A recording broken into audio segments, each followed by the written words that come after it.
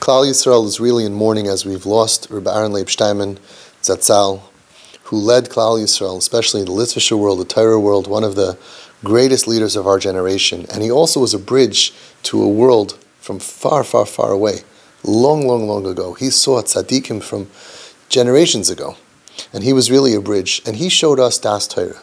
He showed us how to lead the highest people on the highest level, learning in Koil, the people who were mamish and the biggest learners, and the frumest people in Klal Yisrael. He was their fearless leader. But he also gave us a tremendous derech when it comes to dealing with those who stray from Yiddishkeit. I would have thought he wouldn't have been tolerant. He was so old. He was from a different planet. How was he supposed to understand kids on drugs, kids being Mechal Shabbos, all these Averis? How could he deal with it? And yet, you'll hear from all these stories that I'm going to tell you firsthand. I went to speak to him, and other ones which were printed or told to me firsthand. You'll hear Das Torah. How did a real Gadol representing Hashem, how did he feel about this Indian? And start to get it into your bones, into your understanding, and think about it. If your conclusions are different, you're not in line with Torah. He was Das Torah. He understood better what Hashem wants. And you'll hear how many things, chidushim, that he tells us about the sugya of struggling kids, about how parents should accept their kids, even if they're Mechal Shabbos, how they should not throw the kids out or tell them that you have to listen to the rules and guidelines in the house and create that friction, and how to deal with shidduchim. Should you be meshadach with a family that has kids off the derech? What about accepting your kid? Will that ruin shidduchim for your other children? What should a yeshiva do if the kid breaks rules that are very big, important rules? Should they throw the kid out? What should they do about it? All kinds of these issues that we're going to be dealing with. What about the other kids in the house? What should you tell them when they have an off-the-derech kid at home? These are all things that he dealt with. I'm sure there's much more information than what I have put together for you. But I think this will be an opening to really understanding. For those in the Litvisher world, I beg of you, please, we're losing kids left and right, and there's a lot of people that are giving advice, keneged the das of Rav Shteinman. Why should you lose your children following lesser gedolim or lesser advice when you have such a gadol that was so clear, and he was really like mamish answering questions all the time from all different angles, and it was always, what can we do to not lose this kid? What can we do to be makarev this child, to make them feel loved and accepted? And we have to really get it into our bones that this was the das of this gadol adar. Actually, from wherever I find, from the Beis Yisrael of Ger, from Vizhnitz, from Satmar, from all over, from Reb Aaron Kotler, from Litvish, Hasidish, from Reb Avadia Yosef, all the stories that I see and that I hear consistently is really the same message. The Gedolim, the Zakenim, the people who really understood Klal Yisrael, they cared about every little kid, Kip Yisrael. They really never wanted to lose anybody. The Chazon Ish. So many stories. And it's other people that have somehow this mean spirit, somehow this kind of like, okay, we'll lose 5%, we'll lose 10%, we have to save the rest. The other Gedolim also understood the challenges. They were very, very clear. So let's hear how Rav Shteinman gave us a Yerusha, an inheritance, to understand our children who are struggling. The first story I want to say is from Rav Moshe Grillik, who repeated this story. A number of important Rabbanim came to visit Rav Shteinman to protest that he did not object to a Nachal Haredi army unit for young men who were already OTD and on the streets. Rav Shteinman asked one of these Rabbanim, did anybody come to you, any parents come to you recently and ask you to daven that their son should die? Because this week alone, said Rav Shteinman, 15 parents came to me requesting that I should daven for their children to die because they went off the derech. Can you imagine? I don't know what tefillah there is for that. You make, instead of a mishaberach, you make a mishakilel. What do you do? But said Rav Shteinman, he asked him, did anybody, let's learn from this story. These Rabbanim had an opinion about this inyan of Nachal Haredi. Fine, they had an opinion. Rav Shteinman didn't say, I'm smarter than you, I'm older than you, you should be mevatel your das to me, I have more das Torah, I have a Messiah. He didn't say anything. He said, you're giving an opinion on a subject. Nu, are you in the sugya? If you don't have parents coming to you saying, please daven for me that my child should die, you're not the one who should decide what should happen to these children. He was giving a very normal answer to the person. And I see this all the time because I have people all the time approaching me. I think this and I think that. I'm saying, okay, did you ever have parents come to you, the kid was suicidal, the kid cut themselves, the kid, I described the situation. They ever come to you, you ever dealt with this? No. So, but you still think you're entitled to an opinion? That's what Rav Shteinman told them. When they're coming to you saying on this level of chaos and dysfunction, and you're the address, then you're entitled to an opinion. But if they're not coming to you, you're busy learning Baba Kamo, you're dealing with regular chinuch, and then you're not dealing with this issue, so you're not entitled to an opinion. That's what Rav Shteinman was saying over here. It's very clear. This week alone, 15 fathers came to me with this request regarding their sons who had gone completely off the derech, asking Rav Shteinman to be mispalel that their children should die. He says, so I'm going to be the one to decide what should happen to these kids. And this is very similar to what was printed by Rav Cheskio Mishkovsky, the Rosh Hashiva of Archas HaTorah, in Yemei Iyun Lahirim Umechanchim on page Kuf Tzadik Dalad. Mipam lepam magia meilov, avos liyolodim im bayot kashot b'chinuch. Ukamat tomed hanusach be'erech kach. Harav yamin li echpas li ach v'rak mechinuch shel hayeled. V'im hu lo hoylech b'derech hayishara adav kfar sheyomus. Rav Shteinman said that from time to time parents come to me with difficult chinuch situations, and almost always they say the same nusach to me, they say the same thing. Believe me, Rebbe, I only care about my child's Yiddishkeit. And if he doesn't go on the right path, I prefer that he should die already. I want you to note, these parents were very frum. They weren't coming to go ahead and to show their not frumkeit. I don't care about Torah. They were saying, look how much I love Torah. Look how much I learned Torah. Look how close I am to Hashem. And their conclusion of all of their learning of Torah, of Yiddishkeit, was what? That I want my kid to die. I'd rather that he should die. And why were they going to Rav Shteinman? That he should punish them and give Musar? No. They thought he would be proud of them.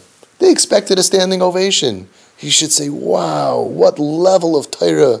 In my life, I never reached such a level. Gavaldik, I'm so proud of you. That's what we would have thought. That's what they were expecting, says Rav Shteinman. Heim choshvim, shehem oisem akedes Yitzchak, v'chizuhi akedes Yitzchak. Harishom medubar hoya al ben yichidcha asher ahavta. Ben Ohuv she'aviv kairoitza oisai, Ben shenoisin la'aviv kavoid, va'aviv mishtabeach boy, im oisai hochem la'akoid, zuhi akedas Yitzchak. These people think that they're ready to do a tremendous mitzvah. They're coming so proud. If they're not going to be frum, I'm muchan, I'm ready and prepared that they should die. They think they're doing a tremendous mitzvah by wanting to sacrifice their child, just like Avraham Avinu did by Akedas Yitzchak. But that's not the case, says Rav Shteinman. Avram was asked to sacrifice his beloved child, the one whom he loved more than anything in the world, the one who he saw as his future.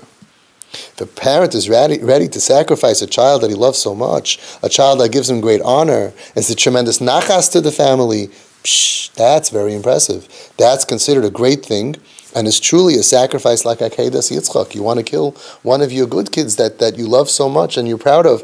Gevaldik. Aval ben she'aviv soina oisai ki hu rak manchil loy bushais. Ben sheloi hoylech b'derech hayishara v'aviv muchan shehu yamos.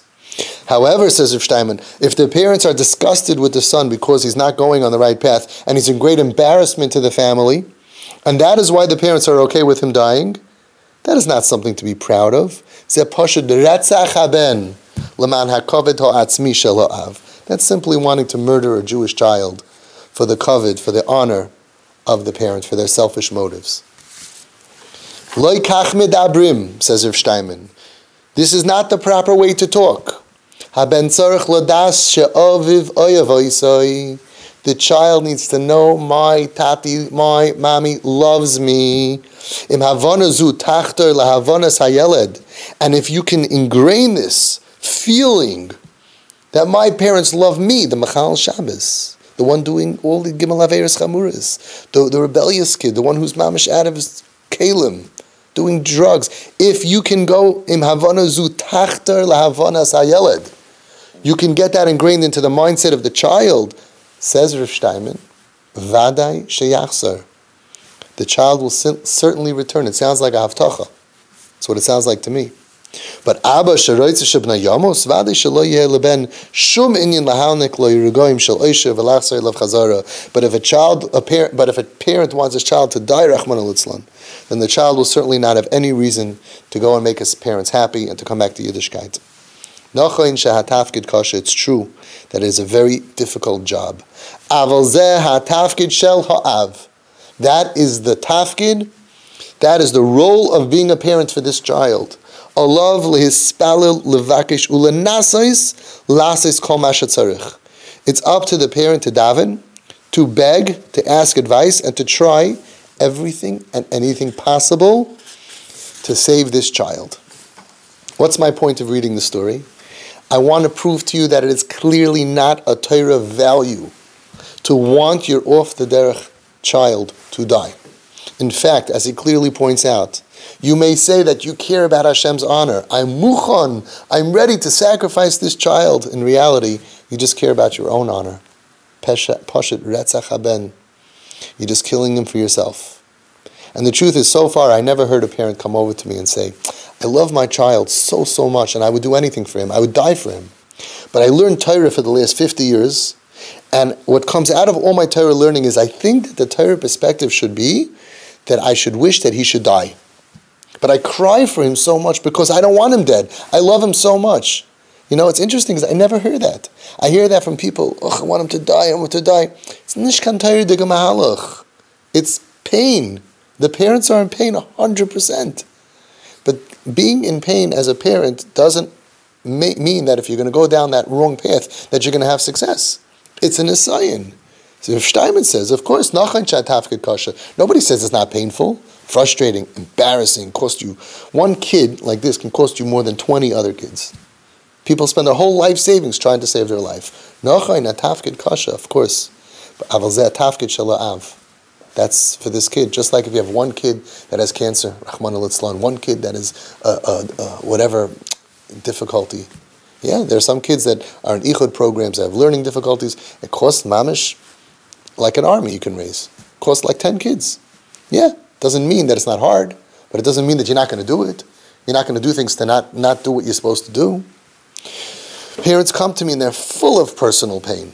You feel angry, you feel taken advantage of, you feel like a shmata, you feel like an idiot, you feel like you lost control over your child, you feel like, very often, like you lost control over your whole home. Right? We had over here your story. Last year, Pesach, before they came to me, this girl, 15-year-old kid, was mamish acting crazy. She went around, she blew out on Pesach, she blew out all the lecht. She shut the lights, and she said, I'm going to chametz up your home. How are you supposed to run a seder like this?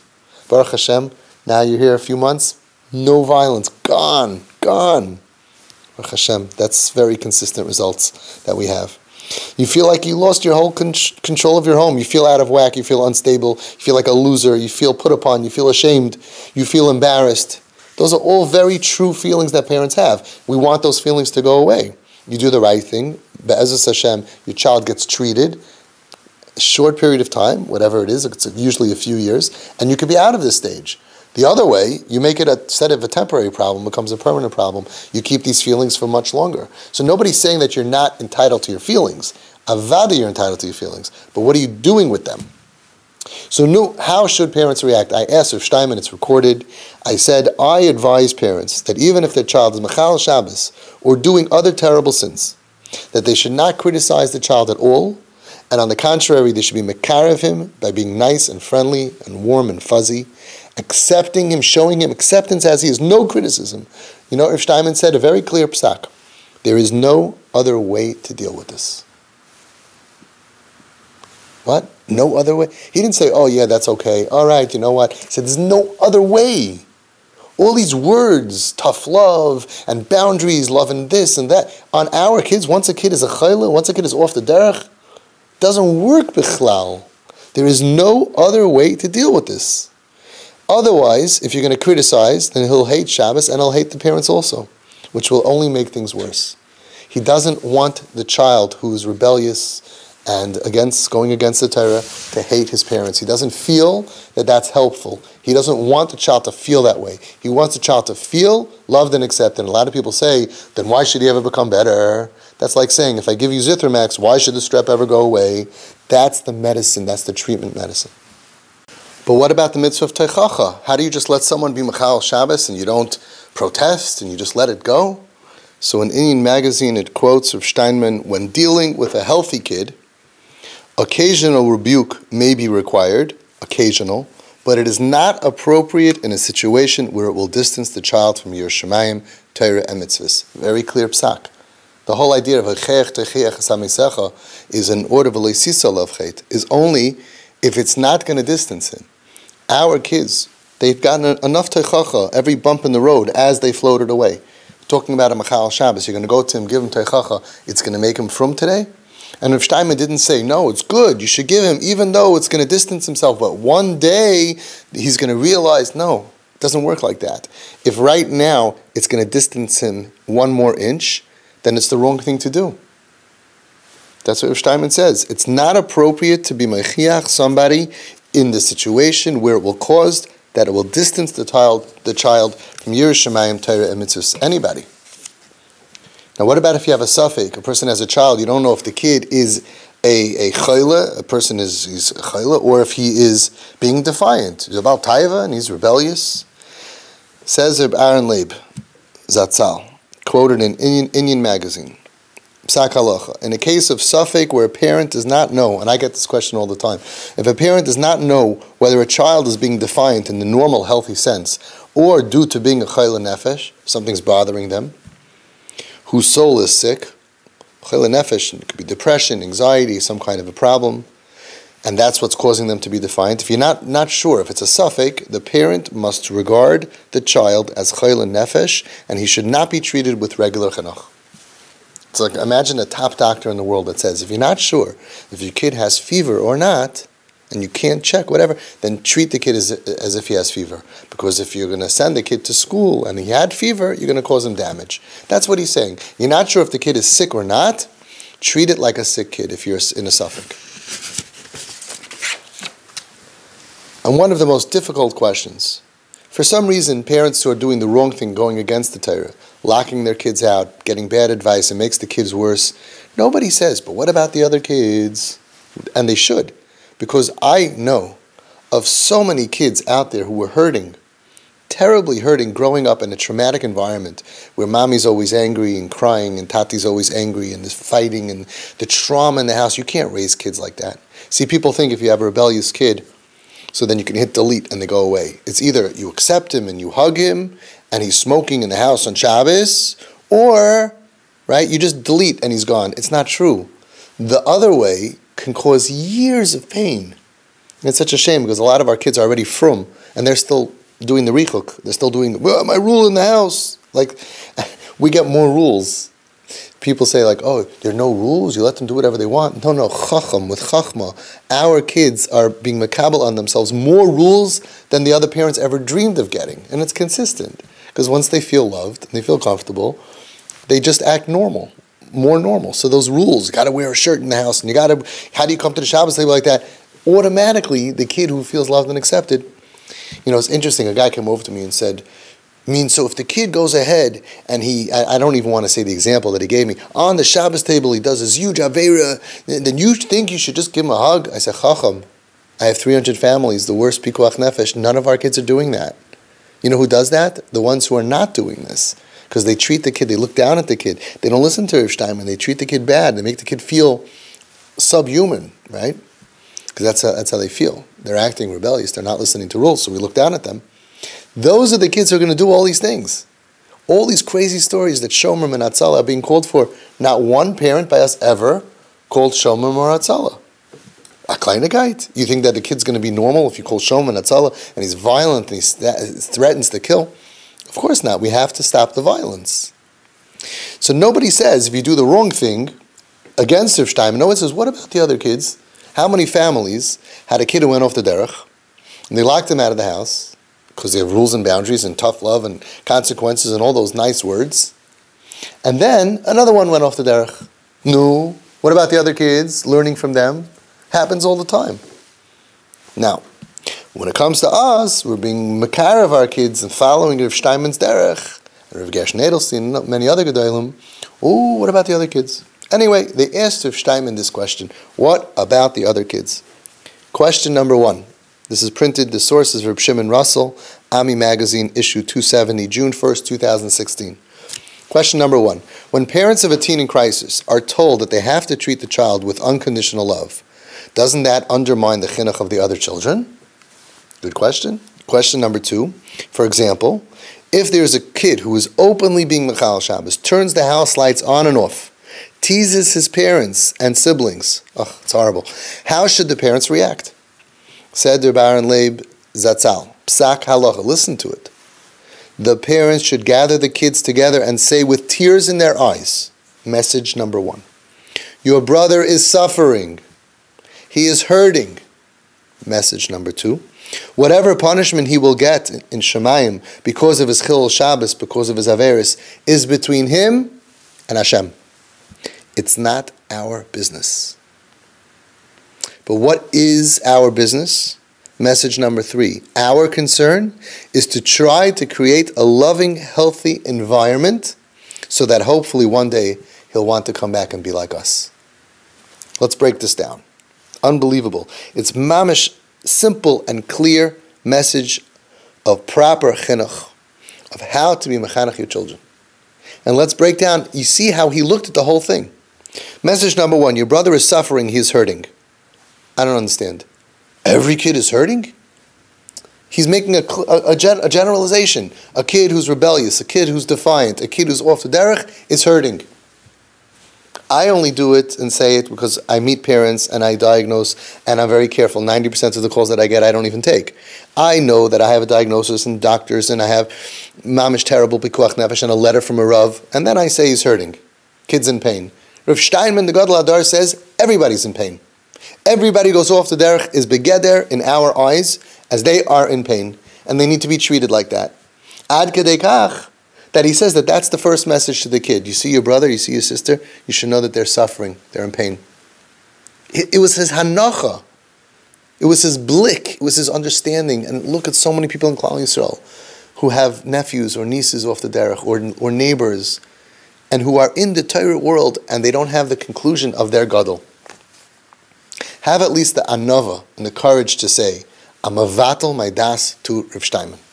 Anybody who goes off the derech, he says very clear that they are suffering, they are hurting. Also, he didn't say, what do you mean they were told to do unconditional love? No, it's agoy shazach. He didn't say that. He said that that is the mahalach. As he told me in the video, there's no other way. Only kiruv, no richuk, no other way will work. He was so clear. I don't know why people are so confused. He was so clear. The automatic interpretation of the Gadol Adar about anybody going and being defiant, rebelling, openly sinning is that he's acting this way only for one reason, he is in pain. And that is the Torah view. And if you want to follow in the footsteps of Gedolim, you need to see people who are doing that way and come to the same conclusion in your little noodle. Otherwise, you're learning and davening, and you're off the derech. You're not in the derech HaTorah. Your conclusion is different than the Gadol Adar. So be mavatal your das. I had somebody who was challenging me, and I couldn't understand how he could say that what I'm doing is wrong. So I went to his Rebbe, who he says openly is his Rebbe. And his Rebbe said, I'm 100% right. So somebody went back to him and told him, your Rebbe holds like Avi. So he said, yeah, it's true. But I'm not ready to lose my Rebbe over this issue, so I'm just going to not discuss it. What? You're not ready to lose? I mean, your choice in your mind was, I'm going to lose my Rebbe because I don't agree with him, or I'm not going to lose my Rebbe and I'm not going to discuss this issue about Avi. What about the third option? My Rebbe who taught me Torah feels that something is kosher. I thought it was treif. I was wrong. Mevatel my das to my gadol. People who are in the Litvische Welt be mevatel your das to the gadol. The gadol doesn't say that they're garbage that has to be thrown out of the town, like somebody said, a big askin said in a certain community. Gadol didn't say that you can't do unconditional love. The Gadol didn't say you have to have rules in your house, and if they don't listen to the rules, I'm sorry, that's all you can do. The Gadol didn't say that. So where's the anova? Where's the following? Where's the amunas chachamim? It's unbelievable. People say mamish the opposite of Rav Shteinman. Now, if you have another Gadol to rely on, that's fine. But you should just know, if you care about Rav Shteinman's opinion, he was very clear that unconditional love is the only way to deal with this problem. No other way works. That's what he said. And therefore, you tell your other kids that this kid is hurting. This kid is suffering. That's how he looked at the chayte. Who are these people? I always hear katanim, not gedolim, katanim saying, oh, it's taiva, the bali taiva. That's the problem of the dar. The gedolei hadar don't say that. Suffering, pain. And this is the first part of the chinuch of the children in the house. Whether you have 5 or 10 other kids in the house, you have to be mechanech them. They see something happening over here that's not supposed to be. This is not normal. The kid is not supposed to be growing up in a family, and you have the mommy and the tati, and you have 10 kids, and in the middle you have a kid who's smoking on Shabbos. Not supposed to be. You need to explain it to them. You need to be very clear. First message. What he's doing is because he is in pain. Your brother is suffering. That's the first message. And I have kids trained here who have from 4 or 5 years old, who are going through years, all the ages. You look at these kids 3, 4 years later from teepee families. They're deep. They see things. I have kids here who tell me, there was an 8-year-old girl, and I said, do you want to be like your sister? Her sister is 15 years old, Michal Shabbos, no tznius, no school, doing all that various, eating treif. I said, do you want to be like your sister? She said, no. I said, why not? You don't have to go to school, you don't have no pressure, you don't have to keep Shabbos, you don't have to do anything. Why not? She says, because I want to be happy. I said, look at you. You see that your sister's not happy. Many big rabbanim are looking and saying, I don't know, is it really pain? Are they really suffering? On the outside, they look like they're having a great time. These kids know it. The TP kids, we have over 2,000 siblings. They know it. They know that their brother and sister are in pain. They see through that shmaka macho kid who's eating treif. They see the pain. But you have to be trained. I have parents who train here. And then after a year or two, they tell me, Avi, I look around shul, I could see pain now. Unfortunately, I have that gift. It's not easy to live with. You look around, you could see pain. I have parents here who could see pain. Instead of just seeing rebellious, you look around, you see pain, suffering. And the siblings who are seeing this, they need to interpret it. We need to give them a derech to understand, how could this be? Keneged HaTorah. You want to know what it is? It's pain. They're suffering from something. When you give them the chinuch of Rav Shteinman, they can chew it up, they can digest it, they become very intelligent, very deep, very understanding, very compassionate. So that's message number 1. And this is really the basis of understanding. Rav Shteinman understood people who sin are in pain. It's a deep chinuch lesson, how to interpret what we are watching in our day and age as thousands of kids who grew up from throw off the yoke of heaven and spiral out of control. With this mindset, we can be helpful. With the other mindsets, we will misdiagnose the situation, confuse the other children in the family, infuse them with hatred. I have families who came to me before coming to me, they told me, the fighting between siblings, the sinna, the kas, the lashon hara, the rechilus of the house. Oh, the Yetzer Hara was having a great time. So much averis, so much sinas chinam. And it was nobody's fault, because this kid is rebellious and defiant, and the kids get angry. How could you talk like that to mommy? And mommy's screaming, and tati's angry, and the screaming, and the slamming the doors, and all of that. It's horrible. It's terrible. They come here. We totally follow Rav Shteinman and Rav Gershon and other stuff, and everybody has their own Rav, of course. De-escalate the situation, and the kids say, oh, my brother was suffering. My sister is suffering. I have compassion. I feel bad for them. Ahavas Yisrael, ahavas chinam. No lashon hara, no kas. Message number 2. No, he's suffering, but he's behaving bad. How do we look at the behavior? His behavior, Dr. Shteinman, you have to tell the children, this behavior is clearly wrong. But that is not our concern. Because our concern, and this is a lesson for everyone in Klal Yisrael, your concern is not about Yenam's sins, about somebody else's averis. That's not your concern. Your concern is about your own averis. And when you see somebody else sinning, what is your concern? Not that they're sinning. Not to be moicha and protest and argue with him and fight him and control him. We don't need to try to stop him from acting out right now. We don't need to be concerned with his sinful behavior. What is our concern? What is our avodas Hashem? What is incumbent upon us? Message number 3. How should we treat him? Our job is to create a loving atmosphere. A home that accepts this kid who's totally off the derech, breaking every rule. Eating treif, not sneas, mechal Shabbos. This is the treatment method. And this means that we are the ones that have to work on ourselves. We started this discussion thinking that we have to work on the kid. He's the one doing everything wrong. According to RaV Shteinman, we have to work on ourselves. Not to hate, not to look down, not to create an atmosphere at home that the kid feels unwanted. When the parents go ahead and they say, in our home you have to have rules, and you have to wear yarmulke, and you have to think. Now, what I always say is try anything. If it works, go for it. But what happens when it doesn't work? And then the Gedolim, some Gedolim say, lock the kid out of the house. So Shteinman says, no, the home has to show full acceptance. We need to be concerned with creating a home atmosphere that is loving and accepting. That's what Shteinman says. Oy vavoy to the families that don't do that under, I don't know whose guidance, and they lose their kids. Why can't they hold like RaV Shteinman? Why do they have to go and hold like people that lose kids? Why can't you save your kids according to RaV Shteinman? He was so clear. We have to work on ourselves. We have to find a way to open our hearts, to have more savlonus, which we work on, patience. We have to make sure that we are not hurting this neshama. The ironic thing, the funny thing is so sad, is that all these reasons that parents throw the kids out and the lachats, and you can't live like that, and therefore they throw the kid out because they don't know how to de-escalate the situation. When you follow RaV Shteinman, the situation actually de-escalates and you don't even have those problems. I don't have parents who didn't throw out their kids because they're living on the ledge. We got the kid off the ledge. I don't have parents living in pain because, the kid's holding a knife to the father and blasting and crazy, whatever. We de-escalate the situation. We explain to the parent, right now, there's temporary insanity happening. We understand that. I meet with the kids. We work very, very hard. We work with Rabbanim and everybody. We're all on the same page. We do a treatment, just like a cancer, Rachmana litzlan, a physical illness. We do a treatment method. Look at the kids 2-3 years later, the same kids that people wrote off. The expert is at the end of the road. He doesn't have skill. So he says, you got to throw the kid out. No, you don't have enough skill. You're not listening to RaV Shteinman.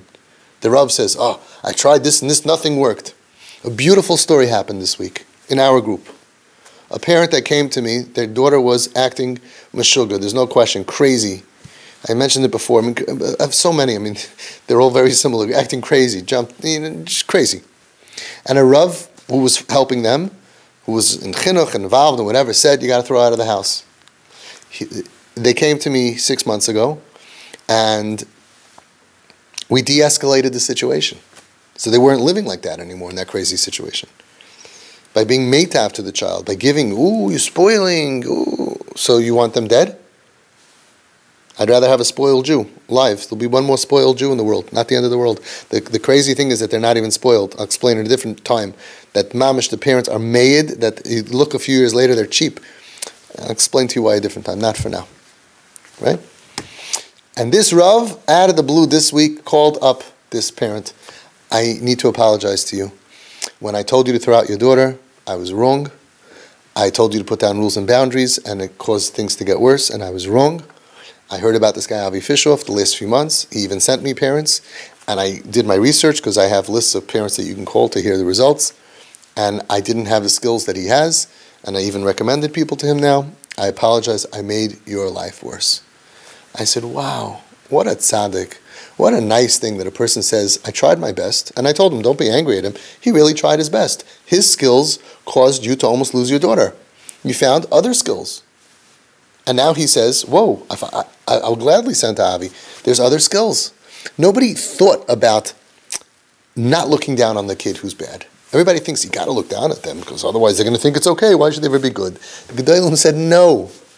Create a loving atmosphere at home. It saves so much. With these 3 simple, straightforward messages, you teach your other children right from wrong, and they will not get confused. And they'll know their tafkid. The behavior is 100% wrong. They need to know that, in case they think that smoking on Shabbos is okay. No. This behavior, this tznius, you see that? Not our way. It's wrong. It's against the Torah. But that's not our concern. Our concern is we must do everything we can to make our house a loving atmosphere for this child, for this neshama who's struggling.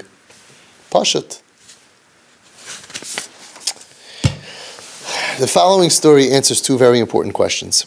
Number one, will accepting your child with love hurt shidduchim for your other children? And two, if you're out there in the world, should you stay away from being mishadach with a family who has kid off the derech? Very tough questions. Rav Shteinman was very clear. This happened over here in TP. One of our TP parents did a shidduch for one of his siblings who was a very top girl. And after the vart, he was smart enough, he waited till after the vart, he went over to the Numuchutten and he said, can I ask you a question? I assume you did your research and you know that we have an off the derech daughter. And the Mechutten replied, yeah, we did, I knew about that. So he asked him, can I ask you, did it bother you? And the new Mechutten told him, yeah, actually it did bother me. And I wasn't sure whether to go ahead, proceed with the shidduch or not. So I called MuRun HaRav Shteinman. I asked him what to do. And Rav Shteinman replied, these days when so many families have kids that are off the derech, it is not a reason to not be mashadach with the family. It could be a nice family. Everything is fine. We don't look at this anymore as a factor to not be mashadach. However, you have to be careful. There is something that you need to really check out. Something very, very important. Listen carefully. If the family is close with the child is a part of the family and the child is close, then you can go ahead and proceed with the shidduch. However, if the child is not in close contact with the family, don't go ahead with the shidduch. Mamish the opposite. People say, oh, if I'm going to carve my kid, then it's going to ruin shidduchim. No, says Rav Shteinman, a family that is actually able to lose contact with a kid because they're off the derech or because they went through a rebellious patch, that's not somebody you want to do business with. Pshh. According to the Gadol Adar, if parents lose contact with their OTD child, that is a deciding factor not to be meshadach with the family. And the parents could say, what did I do wrong? We didn't do anything wrong. We have a whole beautiful family. This one's acting like a meshugana. And we said, listen, if you can't behave normally, you can't be here. And now we should lose out? None of our kids should get married, says Rav Shteinman. Yes, because you don't lose a kid. Kid given to you by Hashem, there is no such thing as losing a kid. If the kid is not close, enmeshed with the family, not for us. Whereas, if the family keeps close contact with the child, then you can go ahead and marry into their family. And this proves a very important factor. I would say that if the kid is not close, at least there's not a bad hashpah. Chaver toiv, chaver ra, shachin toiv, shachin ra, brother ra, sister ra. What about the bad hashpah? Rav Shteinman is not worried about all this bad avera being mashpia bad on the other kids. You see it clearly. If they're not close, don't be meshadach. If they're close, be meshadach. What do you mean? And this is what we see over here in our group with hundreds of families who are made b'peh maleh, that the other kids steig. When you follow the derech HaTorah and you follow Rav Shteinman Zatzal and you follow the concept of the Torah of kiruv and not richuk, of all the gedolim, of kiruv and acceptance and love for those who are struggling instead of pushing them away, then you only benefit from it. It takes the rebellious child and makes them not mashpia bad on the other kids. Yes, they'll see Chilul Shabbos and they'll see terrible things, you're right, and they'll hear and they'll understand the medicine, the tipul of Rav Shteinman. You'll deal with the other kids and you'll have hatzlacha because you follow the Gadol Adar. Why would you not follow the Gadol Adar? Why do you think you can have more hatzlacha? No, Rav Shteinman didn't know. No, I'm worried about this, I'm worried about that. The other way also doesn't work. The other way also, people don't do shidduchim. The other way also, throwing out kids also, they lose a second and a third and a fourth many times. So why shouldn't you just follow Rav Shteinman's way? Follow the Derech HaTorah. Teach your kids exactly what he said. Very simple. It's so simple and it's so deep and it so works. And you raise your kids in a happy home. And mommy and tati are trying. We're going to be mekar of this neshama. For whatever reason, this neshama is struggling. For whatever reason. It's usually trauma, it's usually pain, but whatever it is. It's temporary. Mitzvah Hashem, they're going to come back. We're going to daven together. We're going to accept them. No, I'm going to cut off. I got a phone call from a family with 8 kids. Their oldest kid, they're struggling with. And they called Reb Shmuel Kamenetsky. And Reb Shmuel told them, call Avi Fishoff. He didn't even want to respond. They said, we're not looking for advice. We want a psak. We want a psak that we could throw the kid out of the house. Call Avi. They called me up. I said, okay, what are his crimes against humanity? Listen to this. He's in yeshiva. He's from Shlomo Torah Mitzvah. 16 years old. Totally from.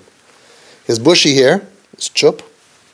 He listens to Goyish music, and he's wearing tight pants. I said, for this, you're going to throw him out of the house? You understand. You throw him out of the house, you understand? I mean, you throw him out of the house. He's going to be a drug addict, Mechal Shabbos. You're going to lose him forever. You understand that? Yes, we understand that. We don't want this bad hashpah on the other children. They know nothing about being a parent. I told them, send them to me. Oh, yeah, you'll talk to him? I said, no, I'm keeping him. I said, you have no right to be parents. Not just him. Send me the other 7. You don't understand what it is to be a parent. A kid who veers off, who's more modern, so then you're worried all the other kids are going to follow. First of all, I said, it doesn't work like that. You're going to have some kids who are super yeshivish, and some kids who are more modern, and some kids are more classy, and they're going to change also at 16 years old. You know how many people today, Gedolei Olam, who at 16 years old had bushy hair and listened to Goyish music with tight pants? You're going to cut off kares for that? Kares? The Chazon Ish didn't want to throw a kid out of yeshiva for smoking or for stealing from other kids. They didn't want to lose an account. And you're going to bushy, he's too modern if he's not yeshivish? Not for us. Crazy. That's a parent. It's mamish. Crazy. But that's what people are. And listen, I don't blame them. They're scared, but they don't have chinuch on how to be a parent. They don't understand what it is. They're very scared. I told them, by the way, it doesn't work like that. But even if it worked like that, wouldn't you rather have 7 kids who are from Shlomo Torah mitzvahs, alive and functioning, with bushy, a little chup, and tight pants when they're teenagers? Hopefully they'll outgrow it. But even if they don't, right? Wouldn't you rather have 8 kids who are not yeshivish and Shlomo Torah mitzvahs than 7 who are greasy yeshivish and 1 who's dead? I mean, as a parent, I'm not talking about, I believe the Torah also would want that. But as a parent, you want your kid dead? Drugs? Mechal Shabbos? No enikluch? You're going to cut him off because of that? How, as a parent, where are you? Wow. The yeshiva felt more from than Rav Shteinman. I wish I could have told the story to Rav Shteinman, but I know what his answer would have been. Listen to all this advice. There's no richuk on the kid who's smoking on Shabbos. Give me merachik a kid because he has a chup. According to Rav Shteinman, you cannot prevent having a child off the derech, but it's how you deal with it that determines on whether your family is considered safe to be meshadech with or not. So many beautiful families out there dealing with this. You're worried about fishaduchim. Yeah? Let's see how you respond. With pain and fighting and screaming and losing kids and the disappearing and locking them out of the house. Not the derech HaTorah. Nobody's going to want to be meshadech with you. Not just Rav Shteinman. Nobody wants their kid to go into a house that's missing a kid. So this tipi father, after he heard this from his new mechut and what Rav Shteinman told him, this tipi father said, called me specifically, thank you, Avi, because before we came to you, we could not tolerate our daughter. We couldn't look at her. We had an enemy living in the house, and she would have been out, and she was already disappearing from us. We never would have had close contact with this kid if not for doing TP. So because we did TP, we actually now have a shidduch for our other kid. Because of it. Because otherwise, this girl now who just got engaged wouldn't have gotten engaged, at least not to this family. And it was a wonderful shidduch. So far, we were talking about off the derech, but let's talk about what Rav Shteinman taught us about even regular kids. Allow me to share something amazing with you about chutzpah. Rav Shteinman said that in our day and age, there is no such thing as chutzpah.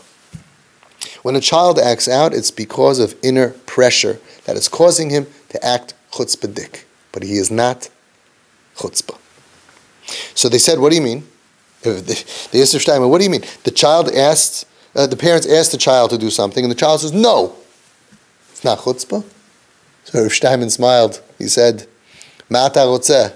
What do you want? Ata rotzeh tembel shel yagid kol hazman ken ken ken? You want a dummy? He's always going to say yes, yes, yes to whatever you want. He's talking about regular kids. He looked at it differently. Some parents are so wrapped up in it. Ooh, chutzpah, you said it. He looked at it, okay, it's temporary. He's 8 years old. He's 12 years old. He's 16. Stop worrying so much about it. He's not a tumble. He's not just going to go along with you. That's not chutzpah. That's what Shteinman said. And it's written in Tavshin Samach Tes. If Shteinman went to a kinus for psichos of kinusim linyane chinuch, and it's written down for kehilas b'nei Torah, and he answered this question. And look what he says. Ani toyin, said Rav Shteinman. Lidati ein chutzpah. According to me, there is no such thing as chutzpah. Ein davar kazeh. Yeled loy chatzuf. A child is not a chutzpanyak. A child comes to school or goes home, he wants to be good. He wants to be good. B'derech klal, yeled roitze liyos toiv. Rak l'pa'amim, sometimes loy chatzim oysa yoysa midai. Sometimes the family, the parents, the family, or the yeshiva pressures him too much, and therefore he gets chutzpahdik. He bursts, he breaks. A kid who's happy, who's chilled, who's relaxed atmosphere, people are happy with him. Of course, you could have normal pressure, but it's not making him pop. You don't have chutzpah that way. No, and then he says, I know people that they never had a kid that acted chutzpahdik to them. Afpam, never. Because if you treat your child the way you should, from when he's born, right, he will not be a mechutzif. That's it. And not every word that pops out wrong, or everything, nicht altstaf men herren, nicht altstaf men wissen, you don't have to see everything. It doesn't stamp a person as a chutzpah. Sometimes they could spill something out, but basically, not a problem. He says, I don't think that anybody would be maschatzif, would be chutzpah to the Chavetz Chaim, and not his children either. Why? Because he was an Adam Gadol, he had godless. But that's not why. He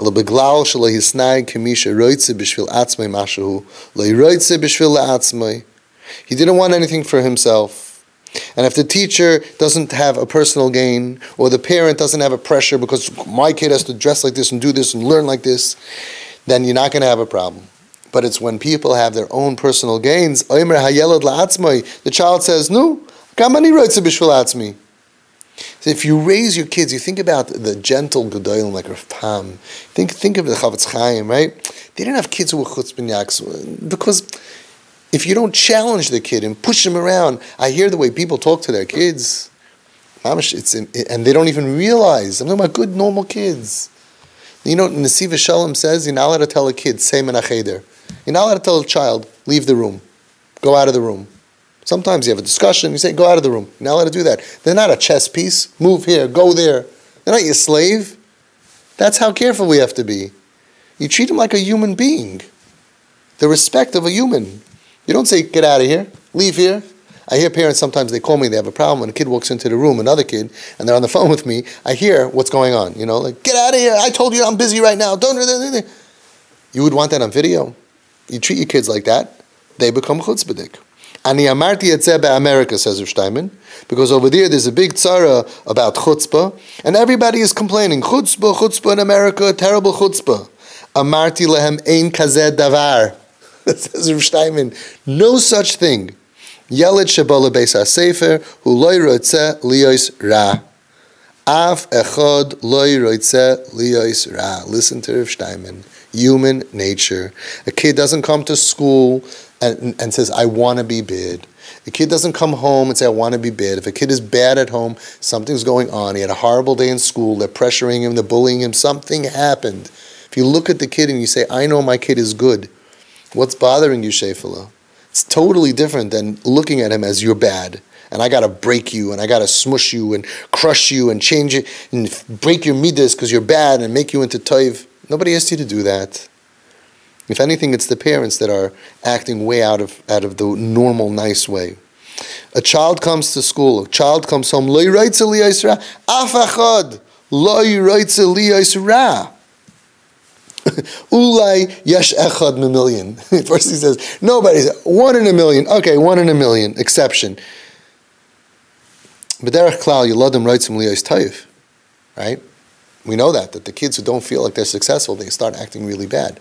The kids who are your best kids and they feel your pride and they're doing well, so then they're happy to do well.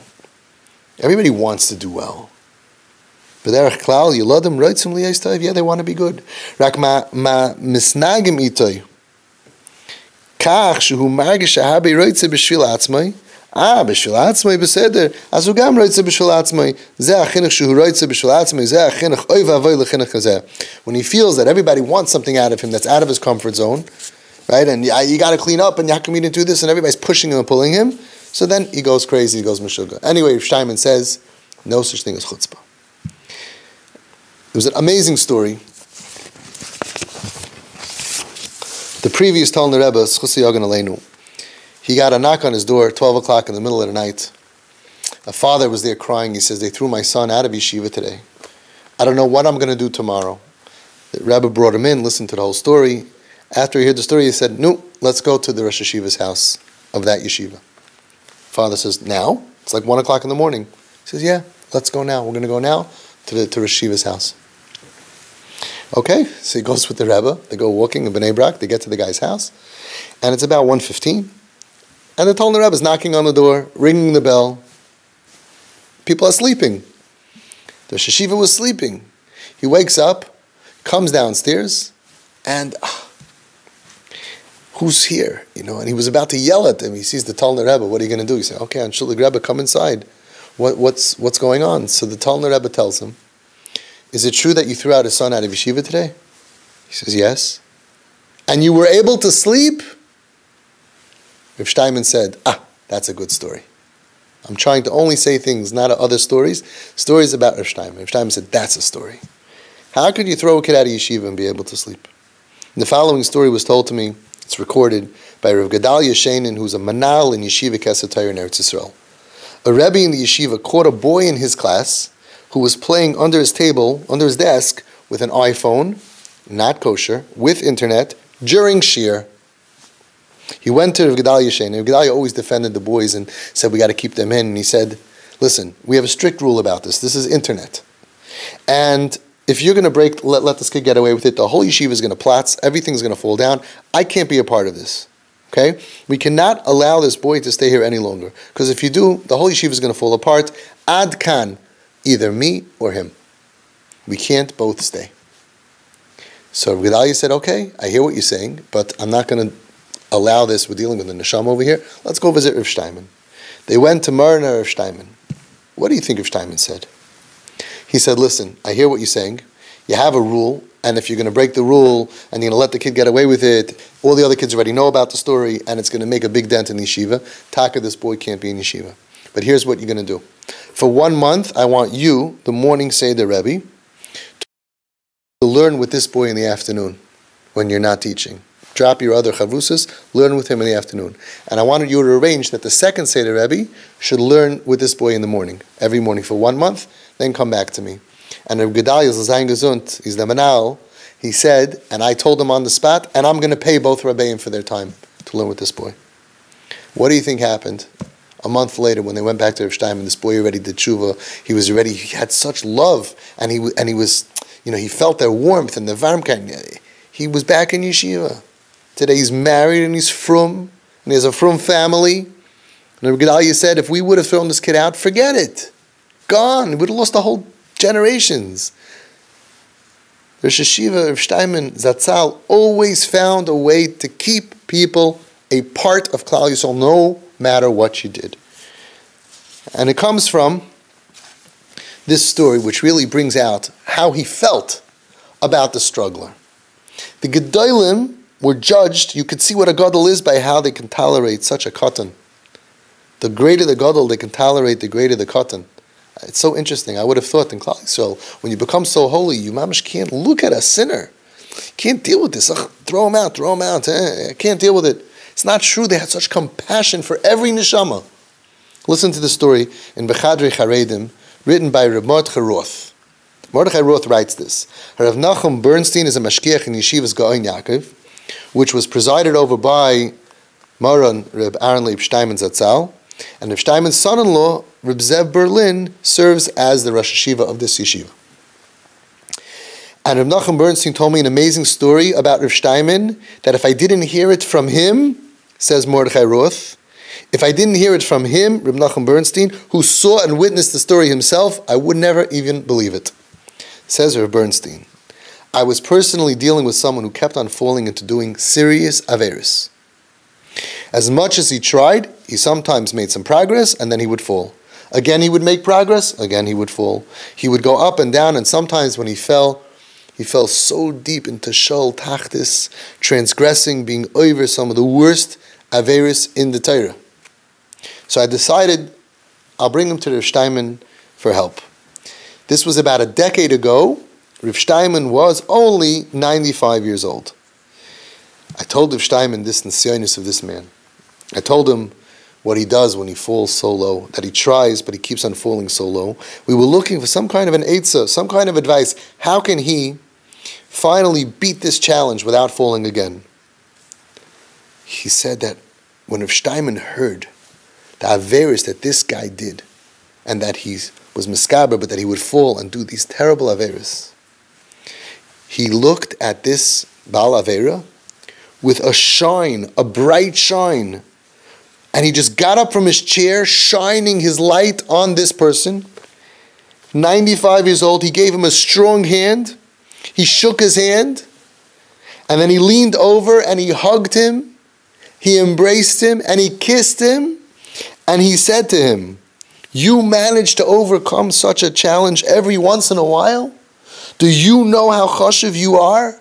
Do you know how moiridik you are? Can you imagine how much nachas Hashem has from you? Do you even imagine the schusim that you have? Because sometimes you manage to hold yourself back from such an avera. How much reward you'll receive in Shemayim and Gan Eden for your efforts." And Rav Shteinman kept repeating to him how he is a righteous man. You are a tzaddik who occasionally overcomes his nisyonis. Even though it's a tremendous difficulty, a tremendous nisayon, you deal with it from time to time. It's true, you fall sometimes, but you're a tzaddik. That's who you are. If you want to see how strong somebody is, you don't look at the times that he's weak and he can't lift the weight. You look at, wow, you were able to lift 1,000 pounds. You're a 1,000-pounder. Can't do it every day. Okay. You have a flu, you can't lift anything. Fine. But you want to know who you are? Look what you are. That's how Rav Shteinman looked at the sinner. Look at you. And he hugged him and he embraced him. And he continued to cheer him on at 95 years old to the Baal Avera, being over such averas. He didn't say, "Ugh, I can't look at you. How could you do such a thing? Gehenim." You know, there are people today, they go and they talk to people about Gehenim. If Shteinman didn't know how to do that, he showed him, look how good you are. You're Oymen bin Asayin. Everybody's Oymen bin Asayin sometimes. He focused only on that.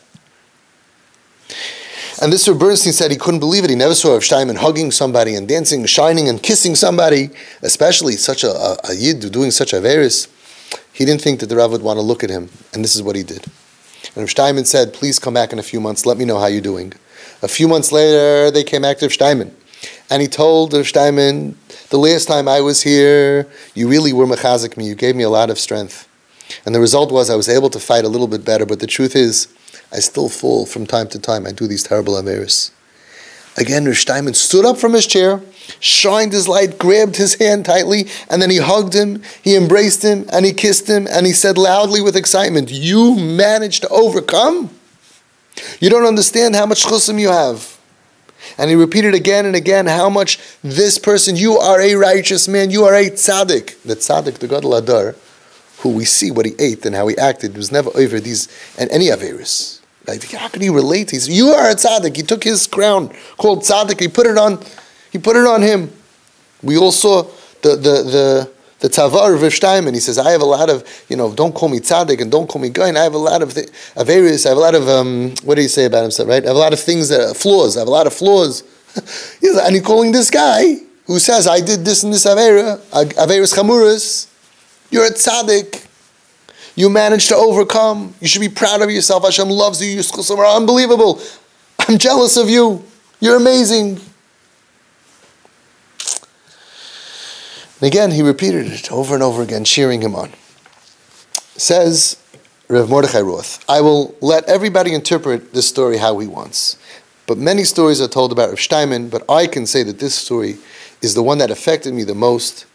And ever since I heard this story from Rav Nachum Bernstein, I have been trying to embrace, hug, and kiss, and strengthen, idud with encouragement, every Jew wherever he is in any situation. If he, Rav Shteinman, Zatzal, the Kodesh HaKadoshim of Klal Yisrael, was able to encourage the lowly sinner, to accept him, to give him encouragement, to tell him how good he is, that you are a tzaddik, and to boost him, to boost his self-esteem. You're not a lowly sinner, you're a tzaddik. You have issues and you're trying, but look how much you do. He understood that that's the derech of getting people to become better. not by telling them about Gehenna, and not by telling them about you're an oisvar. If he can do it, we can do it. If he, the Kodesh HaKadoshim of Klal Yisrael, can do it, can encourage the sinner by physically embracing him and kissing him, surely we can all do our part. Zchus yagan aleinu. Let's act according to Rav Shteinman, follow in his ways, and may that be a zchus for his holy neshama.